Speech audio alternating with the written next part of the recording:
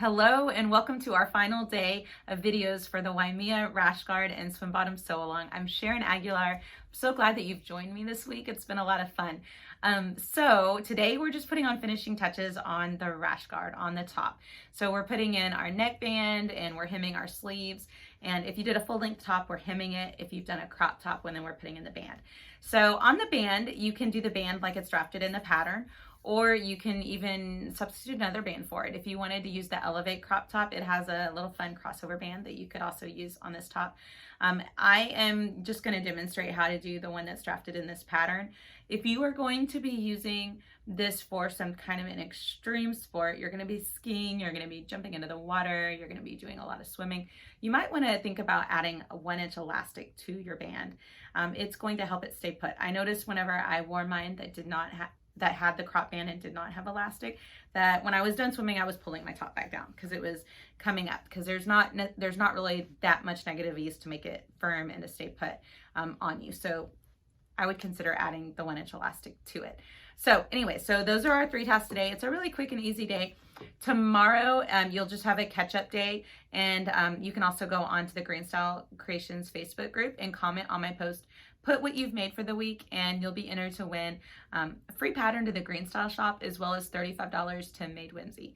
So anyways, we'll go ahead and get into sewing. I'm so glad you joined me. Thank you so much for a fun week. Okay, now that we've sewn our side seams, we have what is starting to look like a top. We just need to do some finishes on it. We need to sew our neckband on all versions. If you're doing a crop version, you'll need to sew a band around the crop. If you're not doing a crop, if you're doing a full length, then we just need to hem our bottom. And then whatever sleeve option you have chosen, we will need to hem our sleeves. Before you hem your sleeves or hem the bottom, I always suggest trying it on to make sure that you can hem it extra or smaller amount depending on the length of sleeve that you find it looks best on you. Okay, so for this step, we will be sewing the neckband. So you should have one long piece that you had cut on the fold. And we're going to fold that in half like this, long ways, and sew with a 3/8 inch seam allowance on this short end right here.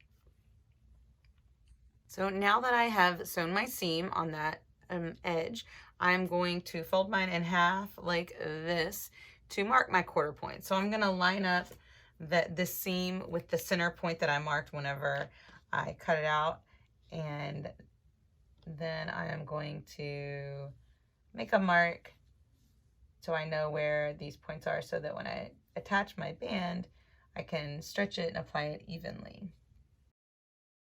You also want to do your quarter points on your shirt. So whenever I cut out my pieces, I made a mark where my center front and center back are. So I'm just going to have the center front and the center back meet each other like this. Now that I have those marked on, I'm going to go ahead and put on my neckband.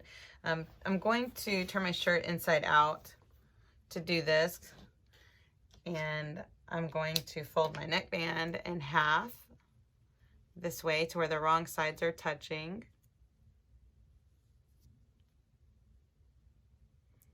And I'm going to put this seam along the center back. So now that the right side of my band is touching the right side of my top, I'm going to get a clip and clip that in place here. And then I'm going to go along matching up all of my quarter points. So your neckband is going to be smaller than the top.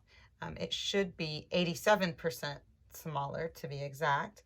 And that is just so that it will lay nice and flat and not get stretched out or stand up like a turtleneck. So this means when you're sewing it on, you're going to need to stretch the band to fit the shirt.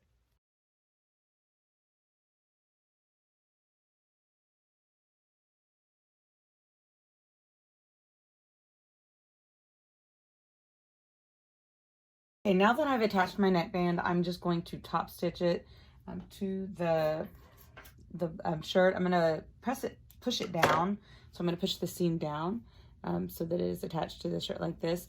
And if you want to use your cover stitch, then you can do the same kind of stitching you've done everywhere else, and then you can just stitch from the wrong side. But if you're going to do just a regular stitch along, like a regular stretch stitch, then you can stitch it on the front. So I'm going to turn it right side out so that it's easier to sew it in the round. So whenever I do the reverse, I'm going to start at the back of the shirt.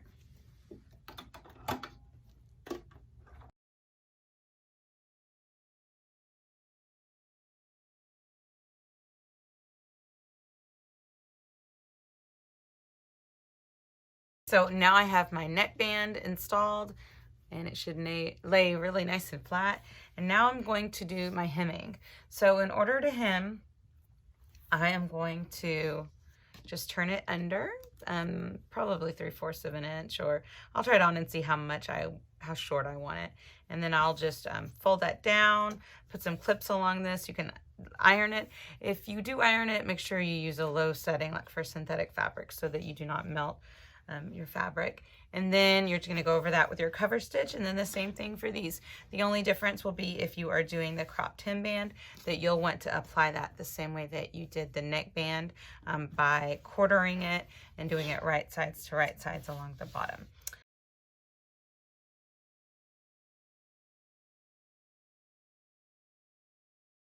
Okay, so I'm going to be attaching the bottom band. This is an option if you are doing the cropped version, that you can finish it off with a band. So I'm going to cut my fabric on the fold, so I have one long strip.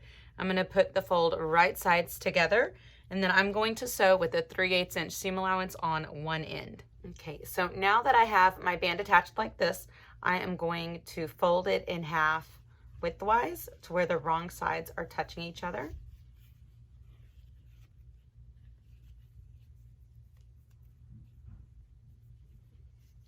And I'm going to mark my quarter point. So I'll start with marking where the halfway point is, and then I'll mark where the quarter points are. And I'm going to do that on the band and on the bottom of the top.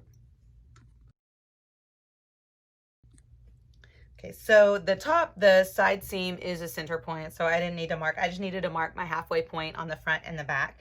And now I'm going to take my band. I'm going to put my seam where I connected my band, I'm going to put it on the back of my crop. You can also put it on a side seam if you want it to be part of that. It's really up to you how you want that to look. Now I'm going to put these right sides together. So if you have a pattern fabric and you like one side of your band more than the other, or if it's directional, make sure that you take advantage of that. And so I'm going to put a clip on each point. Then I'm going to go to the machine. If you are putting elastic in this band, I would start at the back, and I would leave about a 2-inch gap right here. So I would sew from here all the way around and then stop here, leave these 2 inches open, take a safety pin, and then thread elastic through it. The elastic measurement that I would start with, that I would try first, would be to try on your crop and then take that measurement and then subtract 2 inches. And then, so let's say you have a 30-inch waist. So I would cut the elastic out at 28 inches and then overlap it and sew it together at like 3/4. I would do a 1/2 inch to 3/4 inch overlap. And then try it on and see if you need more removed. Okay. So you're going to notice that your band is actually a little bit smaller than the top. So I'm going to sew with my band facing up, and I'm going to slightly stretch it to where it fits. You don't want to stretch your shirt any, you just want to stretch this band.